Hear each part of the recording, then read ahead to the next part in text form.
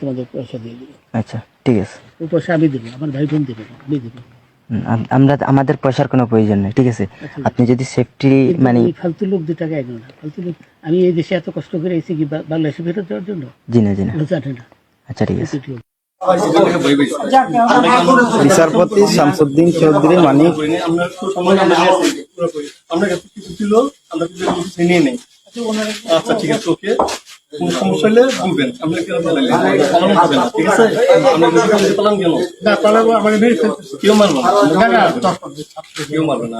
আপনি বলবেন জনম না তখন একটা আমরা থাকবেন জনম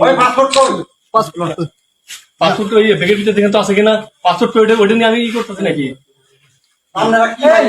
পাসপোর্ট তো হারাই লাগছে বলছে। তোমরা কাপড় লাগাও না আছে স্যার, আছে স্যার, আছে স্যার, আছে স্যার।